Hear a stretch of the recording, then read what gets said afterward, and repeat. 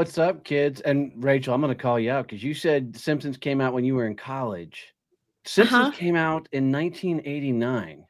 That's right, because I graduated high school in 1988, my friend. I am 55 years old.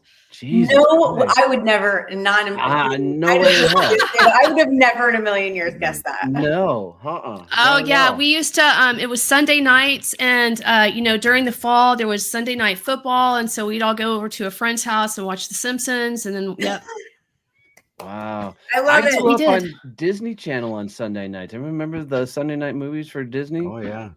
That was like our big family thing. And I did get thrown out, and I retract earlier. I got thrown out of junior high from wearing a Bart Simpson shirt that said "Eat my shorts." My 6-year-old right now is watching all the clips on YouTube of Simpsons, and now he's going around saying "Eat my shorts" and other things. And I'm like, okay, cowabunga, dude. I know, Jess, I'm not gonna lie. It makes me feel like a parenting win that she likes The Simpsons. If she likes that show and I like that show, then I'm doing okay. I mean, we watched it every single night. Oh yeah. And you want to talk about a trippy show of like predicting futures and whatnot? Oh my gosh. Shit that they've projected is just insane to me. Absolutely. I think didn't they predict that Donald Trump was going to be president? I think that was predicted on The Simpsons. Yeah. After we get off, I'm going to ask ChatGPT to give me all of The Simpsons predictions, and then I'll send it. Absolutely. Yeah, that'd be a good. That should be like maybe another game, Peyton. Did The Simpsons project this? Like, did they forecast this? Write that down. Write that down. Well, what's going on, everybody? Friggin' any fun weekends? I mean, I know we had to replace a refrigerator. Ooh, fun. Yeah, dude, never buy a Samsung refrigerator. Everybody I know that's ever bought one, they're a piece of shit. The ice machines freeze over. So, for the first time, we're going to have ice coming out of a refrigerator again versus a, unit sitting on top of our kitchen counter. So I'm excited about that.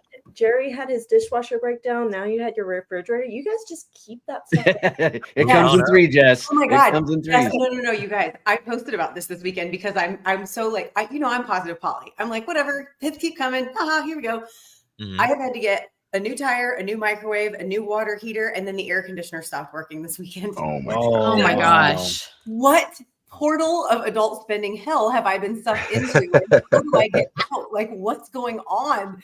And luckily we have an electrician friend who came over. We had the HVAC people come over, and they were like, no, everything's fine. You're just not getting enough power. So thank God we don't have to buy a new one. And we have an electrician friend who can come over and help rewire. We have to rewire the whole system. I'm like, this was 4. So does that mean I have 2 more coming? Like, what's going on? Oh my gosh. Holy hell. Gotta be in 3s. Yeah, that means there's 2 more coming. Shit. Well, in my dad's solid advice, I will do what he says and just keep making money. Fix the things and just keep making money. Right. There you go. It's not as tragic advice. when shit breaks when you have a little extra jingle. Yeah. Like, it still Truth. sucks, but it's almost like a more of an inconvenience versus like, oh shit. Well, that's what I'm saying. It's like nobody wants to spend their adult money this way, like that much of it at a time. No. Elizabeth will tell me every once in a while, she goes, why haven't you got that fixed yet? And I'm like, because that feels like adulting. Yes. I don't want to adult and spend the money on things that are like responsible when there's mischief and craziness to be afoot. So, Donnie wants to play with baby goats. He doesn't want to spend adult money. Right. Okay, so turtle squirrel. So I saw a video. Turtle squirrel? Total squirrel. Turtle squirrel. Turtle squirrel. That's I'm just saying, turtle squirrel. Okay. A turtle squirrel. This video yesterday, Tony, have you ever put pool noodles on your goat's horns? Yes, actually, yes. So Melissa Cohen, tagged me in that post on LinkedIn. Yeah, so male goats, all goats have, well, not all goats have horns, but a lot of goats have horns. Your males will tend to get a little randy, and they will headbutt you. So a way to keep it from hurting if they're rambunctious is you take big ass pool noodles and literally cover their horns. And the longer they are, the less they can hurt you. Now they're still going to knock you over or anything, but to watch goats run around the yard, go see Melissa Cohen. No, she tagged me on a post. I don't remember who posted it originally, but you'll see a video of a goat running around with 6-foot pool noodles coming off the top of his head. Oh my gosh, that's outstanding. So I missed that. Yeah, I gotta see that. Turtle Yeah. swirl. It sounds almost as exciting as the chicken in pants video. Yeah. I mean, we already have the unicorn squirrel. Now we have the turtle I squirrel. want to kind of go with ChatGPT and go, can you make me a turtle squirrel? Just to see. Peyton's like, get out of my banners, damn it. I'm over We here. found ranting. Donnie's post. Donnie's post for tomorrow. Turtle squirrel. Turtle squirrel. No, that is going to be a Paul McCarthy thing. Yes. If he's watching, because it'll be Tuesday, and on Tuesdays he writes posts that I have no idea what the hell he's talking about. We love him though. He's Oh. great. I love his posts. He's actually been on a roll lately. They're really good. So, all right, P, let's play some sort of game. Let's do it.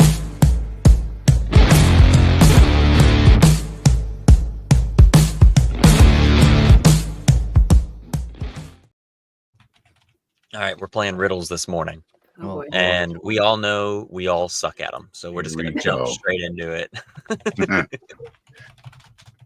What has to be broken before you can use it? My heart. No. Oh, No. No. oh, so sad. No. An egg. Mm. Yeah. An and egg. Yeah, that's right. Good answer. Oh, good. Good answer. I'm channeling Serena at the moment. There you go. Yeah. Sometimes you got to. I speak without a mouth, hear without ears. I have no body but come alive with the wind. What am I? air, Air is close. wind. Oh, Speak without no a mouth, idea. hear without ears.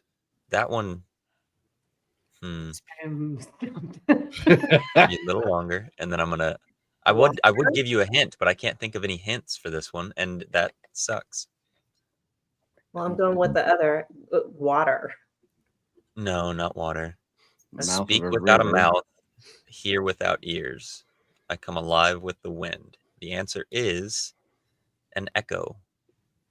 Oh, I'd never would never have thought got of there that. In I a No. know. million years. And I never had no would've gotten way. there. I had no way of giving any. I had no way of You giving. couldn't any like hints. just repeated your voice like across the valley. Echo, echo, echo.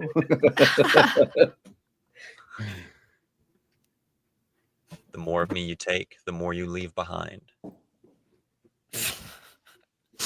toilet paper. That's funny. That's My mind funny. was going in that direction too, but not toilet paper. I was trying to find a not crude way to No, the answer is not poop. No. toilet paper would still make sense too, because like Yeah. the more toilet paper you take, the more you're gonna leave behind. That's The right. more you leave behind. Mm. Yeah, I mean, Wow. it makes I don't sense. even care It's what not the the answer I was answer going for. But now no one's gonna stop thinking about poop. Yeah. All right, so- my 9-year-old. Think of like on a beach. The more of these you take, the more you leave behind. Footprints. Yes, footprints. Exactly. Awesome. Right. That was good. Very Very deep. good. Hmm. Wise. All right. That took me a second. All There right. you go, Donnie. No, yeah, it clicked. I saw it. I saw It's- the it's gears were Monday. turning. No shit. Ooh, Serena's Come in. once in a minute, twice in a moment, but never in 1,000 years. Once in a minute, twice in a moment, but never in 1,000 years. Mm-hmm. A really sad dude. I knew somebody was gonna say it. Does it have Serena? something to do with thoughts or ideas or? No, Serena's No. got it. The letter This one. M. M? The letter M. Yeah. Oh, Serena. What? Serena's on Yep. fire. I know. She- That's why I said it. Channeling story. She always gets these. What has one eye but can't see? A needle. Yeah, a needle. Oh, good one. Good. Boom. I'm on the board. Is there Yeah, you points? are. Nope, no points. Easy to lift, but hard to throw. A feather. A feather. Oh, Good. Jess is like, fucking Donnie ain't going to get one on me. Why? Did y'all see her like sit forward? The kind of lion that Dandelion. never roars. Dandelion. Dang it, let's Good. try it again. Yeah, now it's a competition. Now that Donnie's on the board, he's just gonna yell it out. I have a head and tail, but don't have a body. A coin. Coin. Coin. Yeah. I got one. Ding, ding, ding. There you go. There you go. I started to say snake. I have many teeth, but I can't bite. Piano. No. Yes, it is. A comb or a brush. A comb. Yes. What do you mean piano teeth? What do they call Keys. keys? Piano Keys. keys. Well, it looks like a fucking teeth. Okay. She's typing it so fast. She types comb Kong. and comb. She's always right on it. The letter M. Yeah, we're figuring it out. I sometimes run, but I can't walk. Water. Yeah. He knows. Ooh, water is also good, but the answer I had was nose. Yeah. That was it. That was the Hey! morning wake up game. We survived. Got He's some. okay. That wasn't as bad as it's been. Yeah, That's just Ben. that is very true. It was not as bad as some of the games have been. And there you go. There is a turtle squirrel. I love the classical illustration style it gave. Love it. And like Wow, one one's arm has whoa. scales and the other one has fur. Yeah. It's like a Beatrix Potter. That's what I was going to say. Remember Peter Cottontail. Wow. So I couldn't resist. Had to do it. So This is Rachel Garnett, co-founder of EAAS AI. Technology isn't replacing the work. It's amplifying the mission, giving people the time and space to do what they do best, helping others. EAAS AI empowers teams to scale their impact, streamline operations, and focus on what truly matters, all through AI integration. And today, Rachel gets the hot seat with the Success Champions team. all right, this is going to be a lot of fun, Rachel. I gotta say, it's been really, really cool getting to know you. We haven't known you, really long, but you guys have found us. I mean, your company pretty much started through, hanging out with us way back at the Champions Summit. The first time I met We you. did. Yeah. And really with Jessica. So Jessica is the impetus of the whole thing. Absolutely. Oh, so we blame her. Got it. Now we Yes, know who yeah. to blame. Good Yeah. place to start anyway. Uh-huh. This is going to be a lot of fun. So tell us a little bit about you, and then tell us how we can help.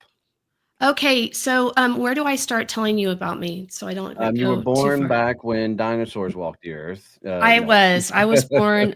Yes. My No. parents were dinosaurs. Start Yeah, us off so- about starting the company. How'd you get there? So, it was we got there. We actually started, EAAS comes from everything as a service. We actually started selling tech. So it was just sort of that as a service, like recurring, like monthly subscription model, all kinds of tech, which is definitely not my forte, it's my husband's. And it was very quick for us to figure out that was not going to work for us. So I have been really into AI for probably, I guess when Midjourney came out, like that first version. So I would say about 3 years now, but a couple years before we started the business, and had been just so into AI for so long. And I went to a mastermind in Las Vegas. I met my AI mentor, Jeff Hunter, there. And I just remember calling Matthew and saying, oh my God, we could have a business teaching people how to use AI. And that's really how it started and how it shifted. So I So went when through. did that happen? Tell me did you say you went to that? And So I went to that mastermind in February of 2024. And after that, I had stayed in touch with Jeff Hunter, and he started what's called the AI persona method. He started the very first AI certified consulting program in the world. And I went through that certification program. I know that so many certifications are bullshit. This one is not. It's super hard. So it took me quite a while to get through and actually pass. And then really the cool thing about it is AI is changing so much. I mean, I had no like 8 or 9 months ago when we really got into this, I had no idea how much it was going to change. And the great thing about this specific program is that we all the learning and all the teaching is it's not terminal. Like it's not like I got a degree and I'm not doing it any longer. Our consultants, about 170 of us, we meet every single week. And are continuing to learn because so many things have changed. That's awesome. So what's the biggest thing we can do to help you with the business? So Matthew, my husband, he is no longer with me. He's gone back to, he's back. Wait, you're still married? We're still married, of course. He's no longer with me. I'm like, forever. I wasn't sure if y'all got divorced or he died. No, I mean, no. All right. He's not going to get rid of me. But yeah, so he's at another job, like selling tech again. And so it's me. And in the past, I'd say really in the past 6 months, I've really grown a lot. And so I'm at a point right now where I'm so overwhelmed. So let's say if I put everything like in the Eisenhower matrix, right? What's important, all the things that I have to do, everything is in the urgent category.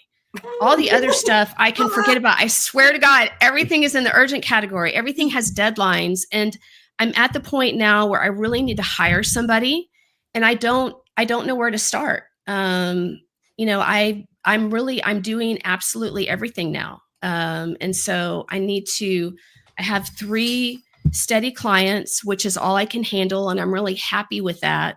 I'm doing tons and tons of speaking engagements and workshops, which I absolutely love. I'd love to do more of that, but I'm drowning in admin, I feel like, and not as much time to spend on the clients. And then also, I don't have the ability to really scale it all because I have all that I can handle, more than I can handle.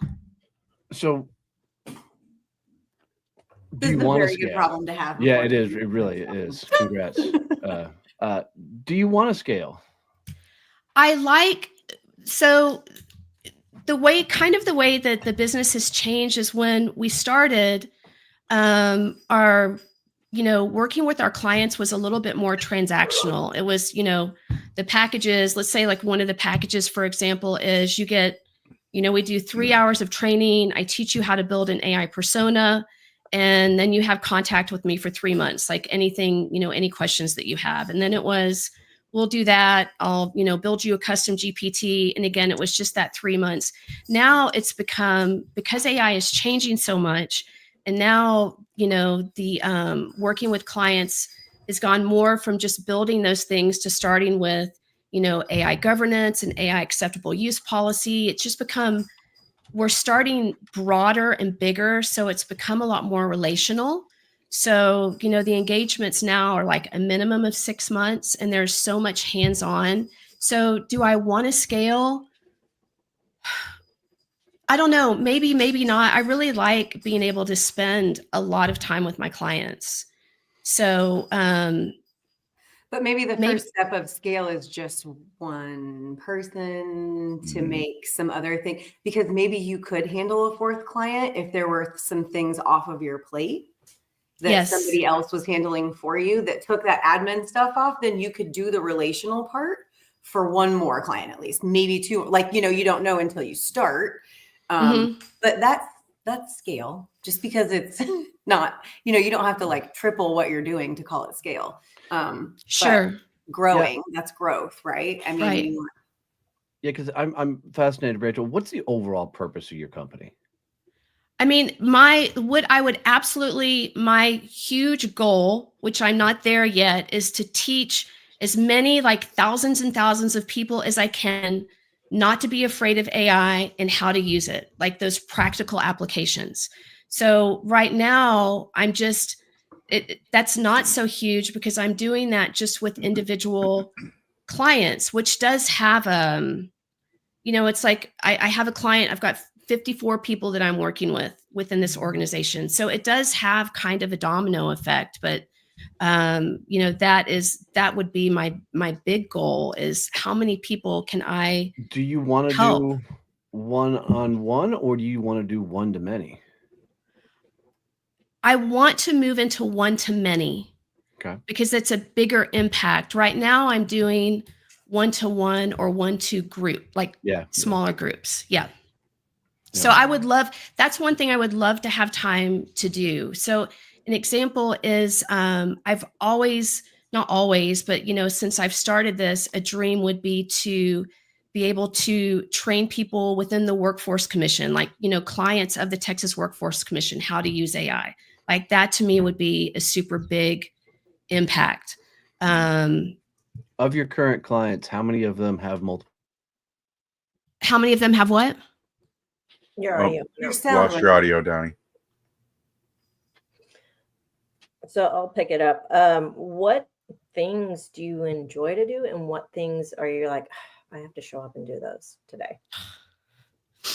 I love meeting with my clients. I love teaching my clients. I love kind of building the custom solutions.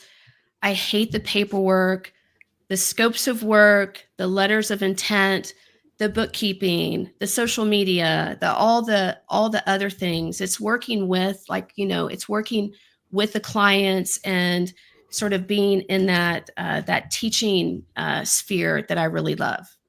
Okay. So what I'm hearing is that you kind of love being the expert in the space and the teaching and the training, and maybe not so much the marketing side and the business admin side of it. Correct? Yeah.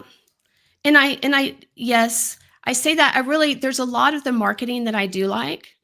Mhm. It's pushing the button to post. I could just do all the marketing and someone else would just push the button. So an example of my lack of follow through is when we used to send snail mail, I would have mail, I'd have an address on it, I'd have my return address, I'd have a stamp on the envelope, but I would never walk it to my mailbox for the postman to pick up. It's kind of the same. I know, it's so ridiculous. It's the same with the social media. Oh my gosh, I've got years of content. It's pushing the button. And yes, I can automate all that stuff.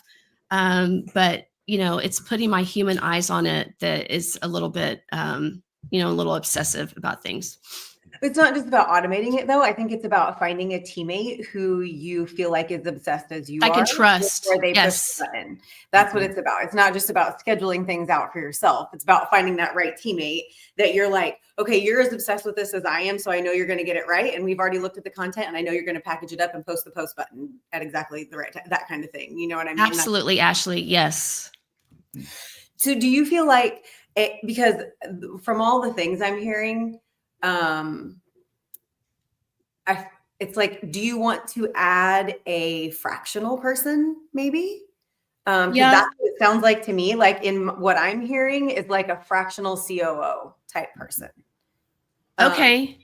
Who is looking at your like operational strategy from the top, like looking at all the marketing strategy and all of the things a little bit, but also handling the admin stuff that you don't like, the accounting stuff, the bookkeeping stuff, making sure all of that keeps going. And that, because I'm so the same way, Rachel, like I would do the same thing you did with the stamp, and the shit will sit right here on my desk for weeks and I will never take it. But if there's just another person who is like, okay, I'll take it from here, then that's what I need. Yes. Yeah. And so, and I wasn't sure like if that's a VA, or I had not even thought of a fractional COO. Well, and that's why I said that, because my head went both places too. It could definitely be a VA, but those things can kind of be, if you have a super good VA, then they're like a fractional COO anyway. Yeah. Right.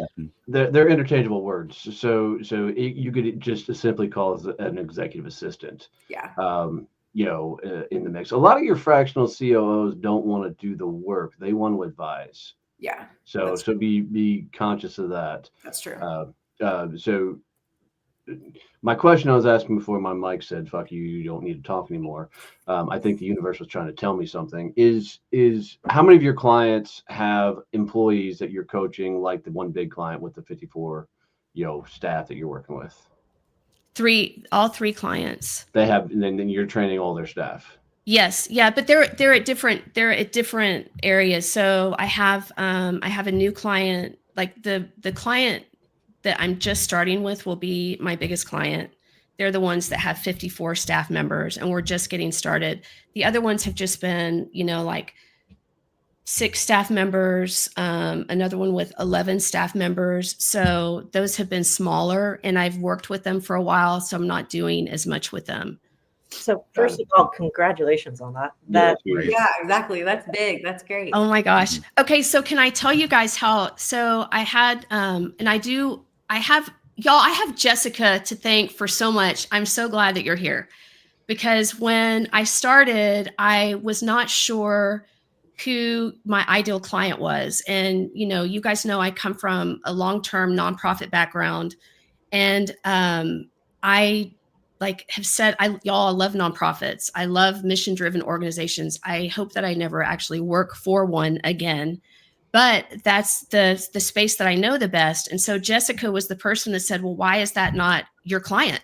I mean, that's one of the reasons I started using AI, was when I was in nonprofits and being overwhelmed. And so when I really started to hone in on that, that's when the business really started to change, is when I started to focus on that nonprofit client. Now I have other clients. I've got some small business clients, but thank you so much, Jessica. I wanted to make sure that I told you that, because it's been so helpful. But one of those clients asked, they said, hey, would you be interested in, submitting our case study to a couple state conferences and going and speaking with us? Well, hell yes, of course I would. Yeah. And they're my favorite client. So I got to go to Vail. So I got to go speak in Vail. So the two conferences that we applied to, we were accepted, and I spoke in Austin, and those were great, because those, I got to present that case study with the client who's really happy with all of the work. And then, I got calls from that, and I've gotten a client, like one client from that deal in Vail. So I forget why I was telling you that, but anyway. You should be fucking proud of yourself. That's why you were telling me.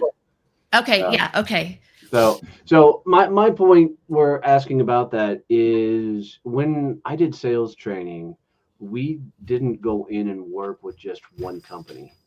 Now, this would add a whole lot of overhead. What I'm about to say is, we had a training center in Arlington, and we brought everybody to us. So, and in doing so, awesome, right? There's the overhead. We had a 4,000 square foot training room, right there by the ballpark and stuff. But, we could take on 50, 60 companies and have their people send to training a couple. We just did multiple days of training. So could you potentially, if you had a space of some sort, bring all those people to you? What it does is it consolidates all the training, so you're not so individually focused inside the companies, and you're training one-to-many versus one-to-one. And on top of that, those spaces are more accessible now. So go look at the co-working spaces, and they have conference rooms set up where you can bring multiple businesses in, and they're relatively not expensive, because they want you to go do those conferences at their locations, because now you're bringing all these businesses in through their doors. Okay.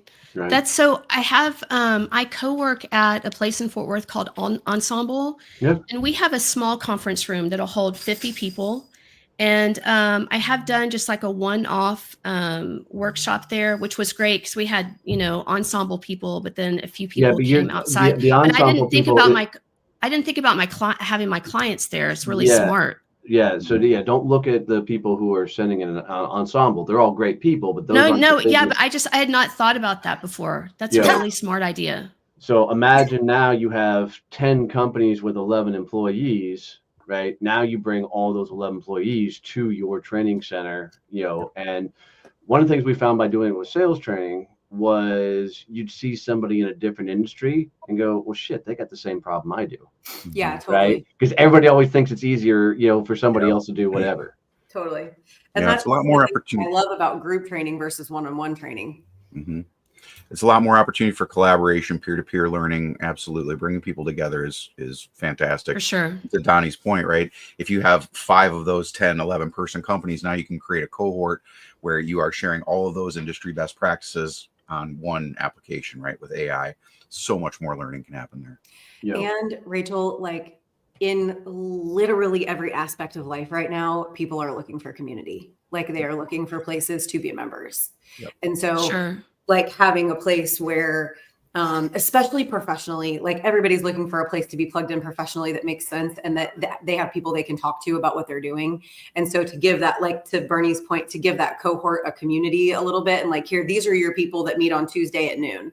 Mm-hmm. And there, you go to them for anything you need and just build that portion of the community for your own clients. Makes your clients stickier. You know what I mean?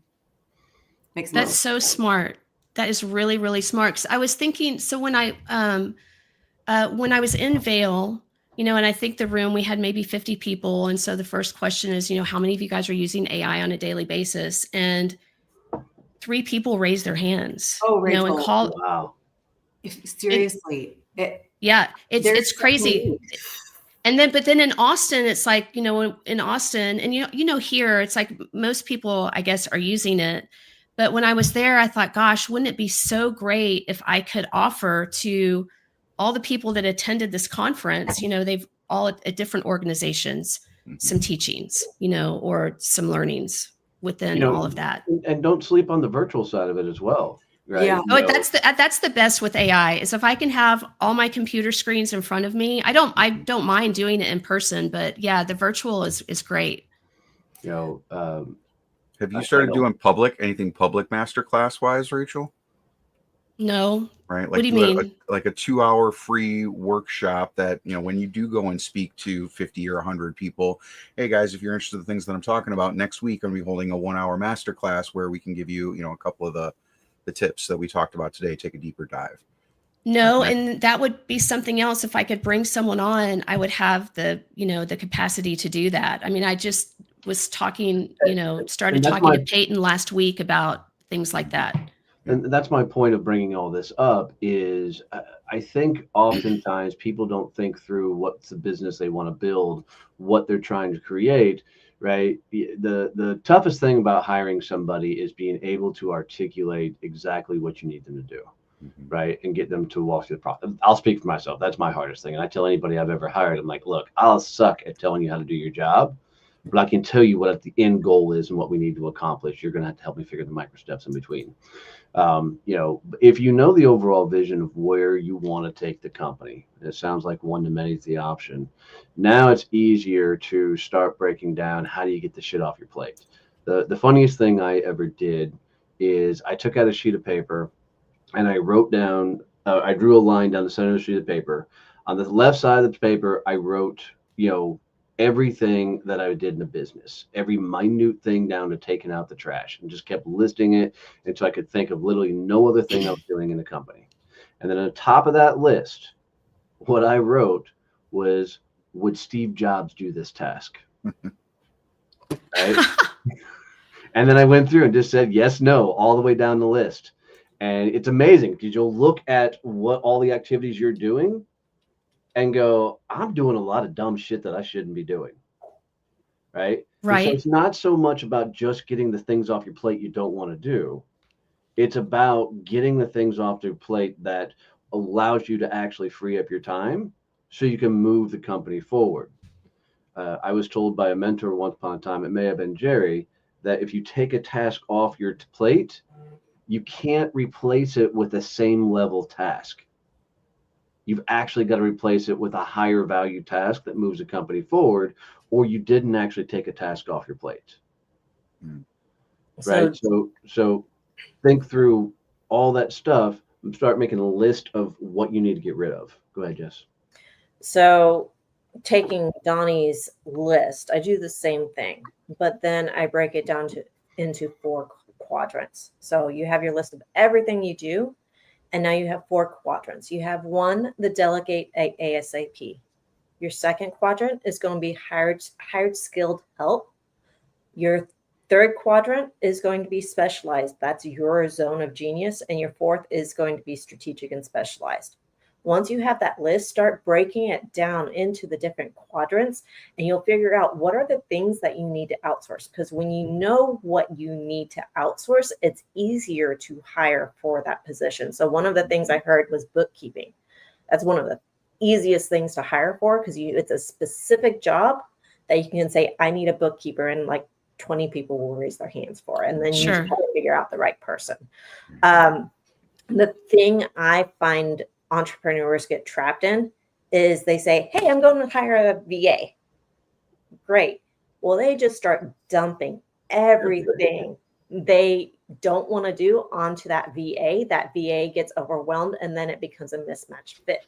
So hire specifically for the job that you're wanting to be completed versus hiring a generalist, because if you hire the generalist, they're going to get overwhelmed and leave. Yep. It's spot on. Okay. You hire for the task, not for the position.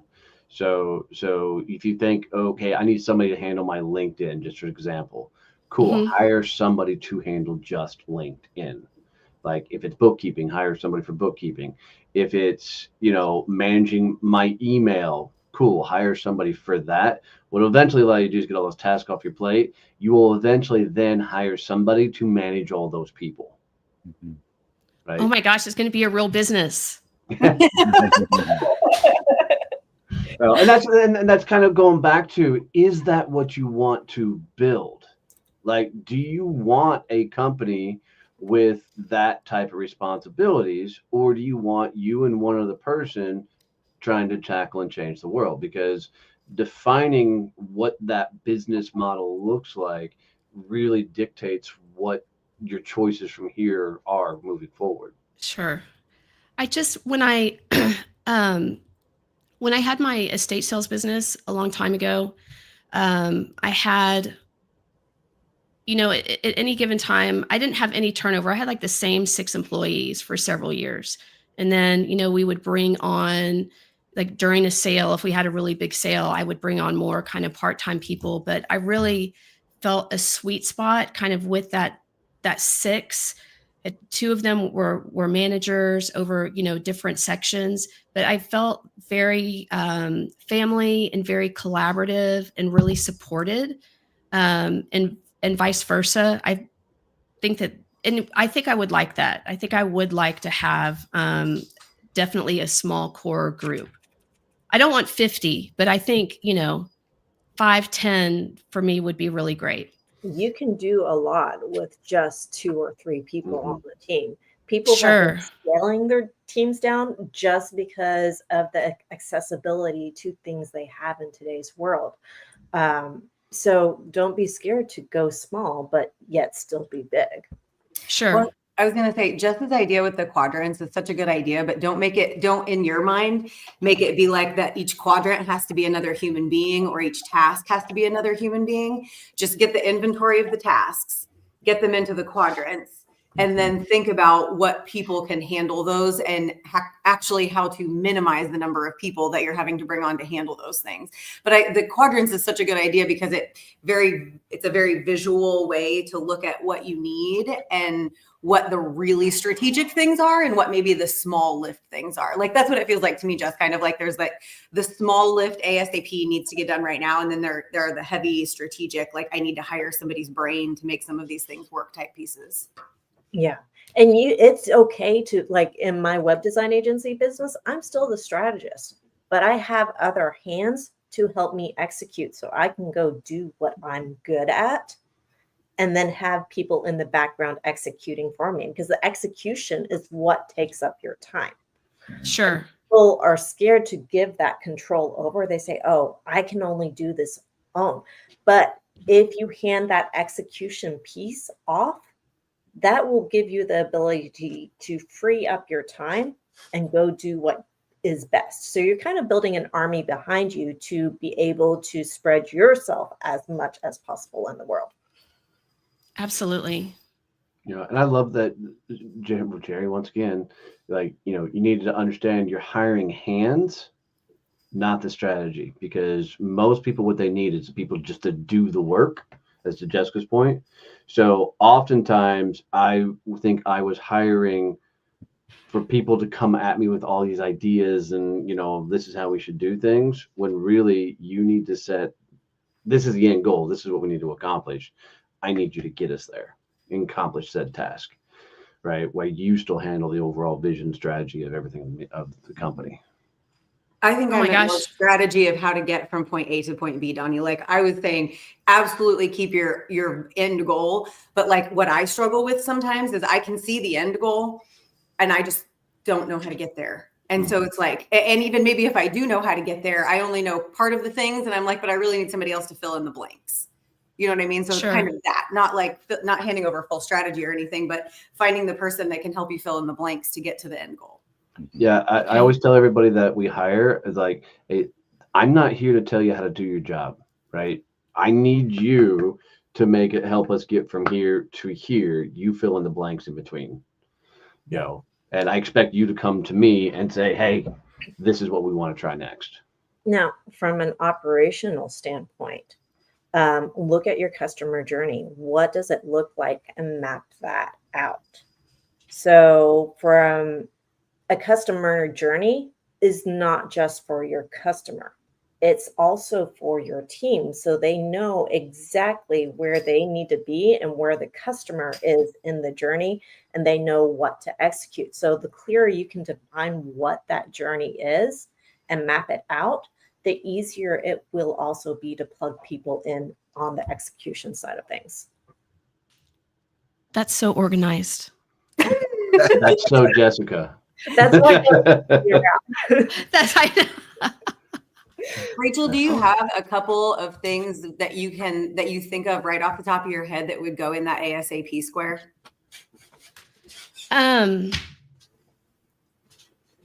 Everything. I think I know you said everything's urgent right now. yeah, everything seems urgent right now.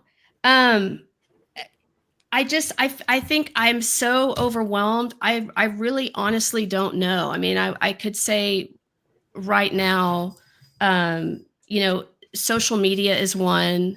And there are also, I think because I'm so in all of it and doing all of it, it's hard for me to look at what it is I can let go. That's why Jessica's suggestion of making that list is really great, because I haven't done that yet. So everything I think about, it's like, oh, I have to be doing that. But there are things just like, y'all, there are just little things like my woman-owned business certification is almost up. I need to renew that. I'd love to have someone to do go through and do all the paperwork on that. Social media, looking at getting on podcasts, applying to speak at nonprofit conferences. What's your budget potentially to hire somebody in? Are you looking at an hour? I can't say that damn word. Are you looking to pay by the hour? Right now, I'm looking to pay by the hour because I want to make sure that I continue to make enough money to keep someone on, which is why I was thinking of starting with a virtual assistant. So, I'd say right now, I'd probably want to start with maybe like around $1,000 a month. Okay. And then that's actually a lot of money for move from there. Yeah, that's a ridiculous, a lot of money. Okay. Okay. So I don't need, so I could do less, because I would love to do less than that. All right. So what I want you to do is take Jess's list, break it in 4 categories. And then I want you to break it down by the function side of the company. Is this marketing? Is this finance? Is this operations? Where does this sit inside the company?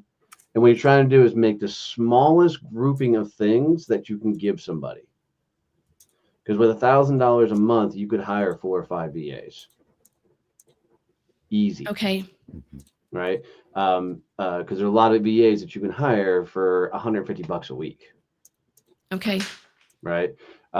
Just depending on what you need. So, but if you can do it by category, and break it down as small as possible, now you can hire somebody to go take care of that. You don't want to go completely generalist on those things. You don't want to say you're taking all the marketing, but it'll help you wrap your head around the different areas of where you need people to help you out. Rachel, I know that you are a super smart, successful previous business owner and current business owner, but do you calendar block your time? Yes. Okay. Because I was going to say, Does that mean I stick to those calendar blocks? No. Like the rest of My us. calendar is blocked and color coded. Absolutely. I was going to say, the theory really is all you need to start with. Yeah. Yeah. But that, it does help. I mean, It does. if it's not on my calendar, it's probably not going to happen. And so even the spaces, like I make sure that I put like, when you have a break between these calls, be working on X, and I have that on my calendar. That way because otherwise I will just sit and stare at my computer screen and be like, what is it that I'm supposed to be doing right now? I can't even remember what I need to do. It's so important and it's gone. It's gone. So just making sure you do that is really important. And also that will help you when you are unloading tasks, when you start delegating tasks and unloading things to other people. It will help you to see where it opens up your calendar, and where you can maybe like which parts of those things you can shift around and open up your calendar a little bit to have different time blocks so that you can have more time for your clients. Okay. I think already this has really helped me, because with Donnie's question, like what's the overall goal? So if the goal is to teach like, one to many, having that goal in mind when I make the list and start to parse things out, I think is really helpful, rather than me just starting with just a list and not thinking about sort of that end goal. I am just very much a do and think about shit later. Like I just, We all so Yep. yeah. Right. Well, but I mean that it will be more intentional if you have that Yes. goal in mind as you're making the list. So I definitely think that's important. That's a good idea. So what's the number one time thing that's kicking your ass right now? Like the absolute number one thing that's kicking your ass? Social media. That's your first hire. Mm-hmm. That's my first hire. And Yeah. part of that is because I do social media for a couple of different clients. And so theirs always comes first, and then I'm sick of it. And then, yeah, so that's my biggest tire. That's your first, right? Yeah. I'd look at it like reaching out to someone like Jenna Hatch and say, this is the talent I'm looking for. This is what I need. And let her walk you through her people.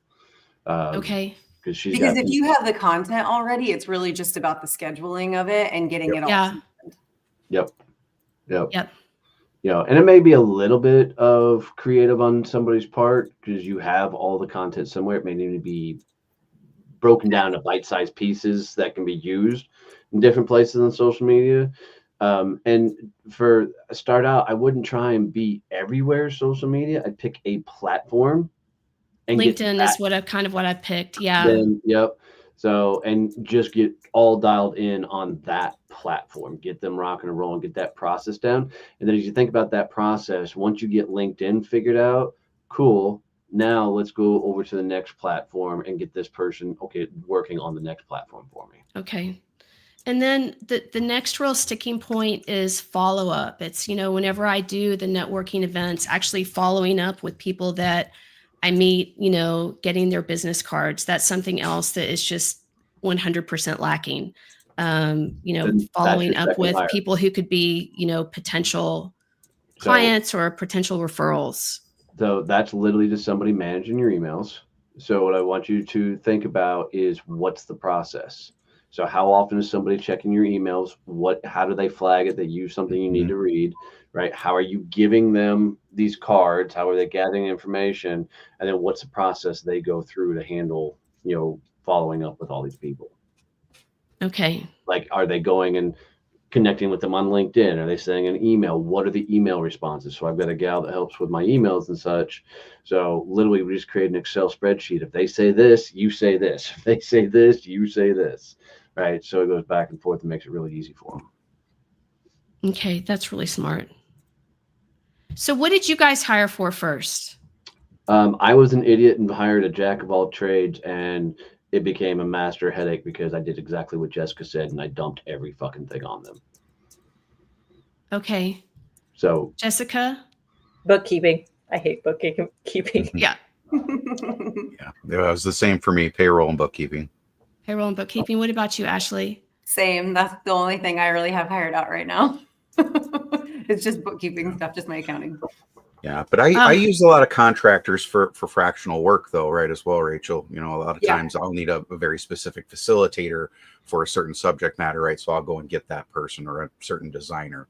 So, you know, kind of to everybody's point earlier, think really about the things that you need and get that specialist, right? Right. So the other thing, like what to Bernie's point, one of the other things that I have gotten help with is kind of to your follow-up strategy, but I had a lead magnet created, but I did not have a great process set up for it so that I was using it properly, so that I was collecting the information properly and getting somebody on to like a funnel, you know what I mean? And then like a follow-up after that response, you know, like, hey, you downloaded my EQ assessment.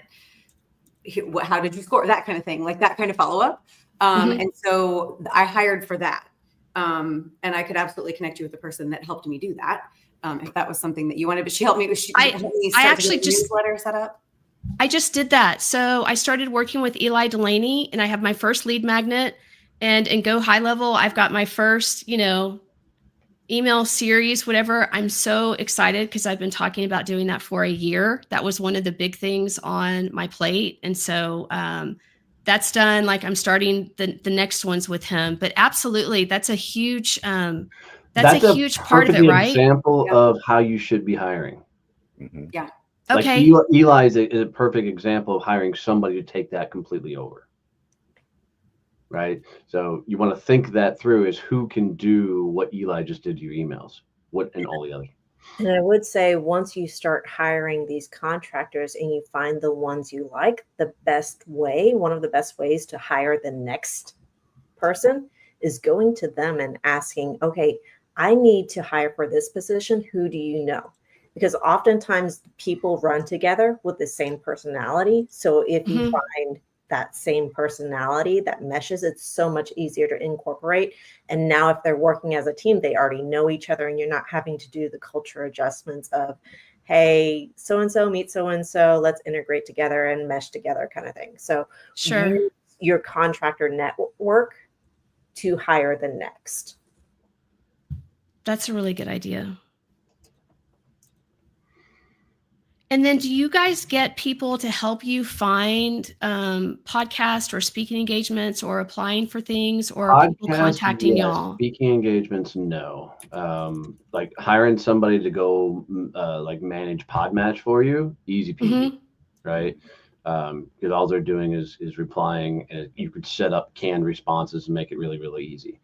Finding speaking engagements is a whole nother ball game. I've hired probably 6-7 people to do it, and nobody's been successful yet.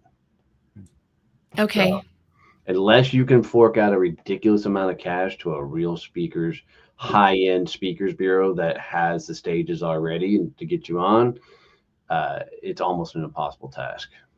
So one of the best ways to get on that next stage is to ask your audience, hey, do you know any other stages? And there's tactics that if you go find Stevie Dawn, she has ways of getting to that next stage. So yeah, she's probably one of the best at grabbing stages from the stage. I mean, typically when I speak, I'm asked someone will come and ask me to speak at their thing, like someone will see. So that has really been the best way right now. And that's yet another reason to do virtual type stuff, right? You get more reach, more opportunities out there for people to see you and then ask you to come on stage. For sure. And I interrupted somebody. There you go. Sorry, Ashley. I did no, it it's again. okay. With the podcast, the only suggestion I was going to make with the podcast, other than the Podmatch thing, is there are so many podcast agencies now, and they usually have a person who is meant to look for talent, who is meant to bring people to the podcasts that are part of the agency. And so if you can just look up some podcast agencies and find those people, and that shouldn't be too super difficult. I mean, even if you're just reaching out to they'll have like a head of talent or a head of business development, even sometimes is what they'll be called. And they're looking for people to match with their podcasts. So just another way to go about it if you have somebody that you hire that can do that for you. Okay. Awesome. And don't get overwhelmed with hiring all these people. Like just start with one. Yeah, one at a time. Get that person figured out and dialed in. Once you start working together, right, then go for the second one. I agree with Jessica. I think bookkeeper should actually be the first one you get that off your plate. Then you'll work on the social media person, because a bookkeeper, that won't be a big lift. That's literally give me access to QuickBooks. I'm going to walk through, clean up your books, make sure everything's in the right categories and stuff. Maybe meet with you once a month, go through your books, make sure everything's right. So once you turn them loose, then you can go after the social media person. Okay. That makes a lot of sense.